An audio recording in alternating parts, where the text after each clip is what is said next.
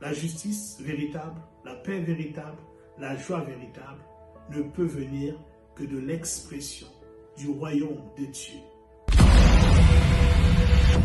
Bonjour à tous, grande est notre joie de vous retrouver pour commencer avec vous une nouvelle thématique que nous intitulons le royaume de Dieu.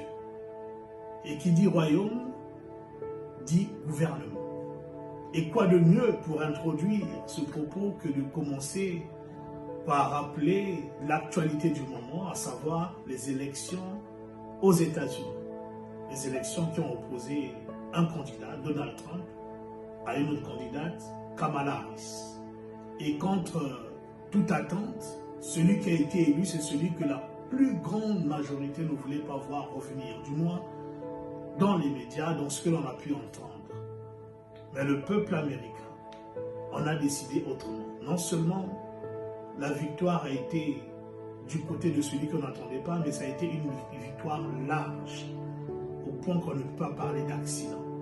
Ça veut dire qu'il y a vraiment un choix clair, précis, déterminé du peuple qui a été exprimé. Pourquoi le peuple agit ainsi? Plusieurs essayent de se l'expliquer. Donnons leur raison.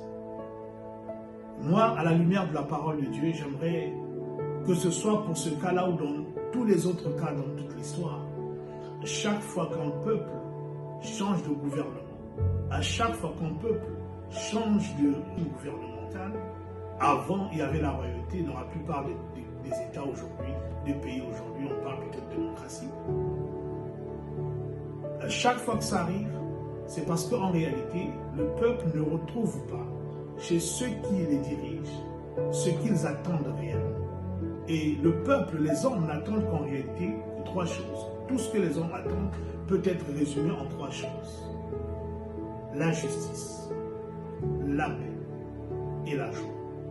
La justice, que l'on soit traité équitablement dans les relations.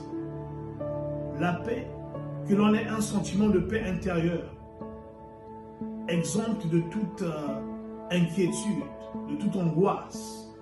Un sentiment de paix avec les autres, un sentiment de paix et de sécurité. Et puis la joie, qui est l'indice, qui est l'expression même du bonheur. Voilà ce que les hommes cherchent, la justice, la paix et la joie. Et ils s'attendent à le trouver auprès de ceux qui le gouvernent.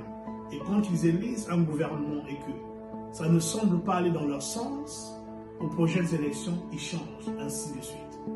Mais je viens vous dire ici qu'à la lumière de la parole de Dieu, que ces choses ne se trouveront jamais auprès d'un gouvernement. Il n'y a aucun gouvernement au monde, aussi bon soit-il, ne pourra vraiment procurer au peuple la justice, la paix et la joie parfaite. Vous savez, le gouvernement vient de Dieu. Ce n'est pas une invention humaine. Donc Dieu n'est pas contre les gouvernements. Dans Romains chapitre 13, verset 1, il est écrit ce qui suit, que toute personne soit soumise aux autorités supérieures, car il n'y a point d'autorité qui ne vienne de Dieu. Et les autorités qui existent ont été instituées de Dieu. Donc c'est Dieu qui a institué les autorités.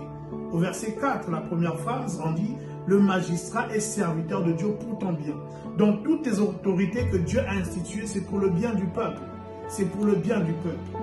Mais Dieu n'a jamais renfermé le secret de la justice, de la paix et de la joie des hommes dans le principe du gouvernement humain, mais dans l'expression du royaume de Dieu au milieu et à l'intérieur des hommes. Oui, Romains 14, verset 17 nous le dit, car le royaume de Dieu, ce n'est pas le manger et le boire, mais la justice, la paix et la joie par le Saint-Esprit.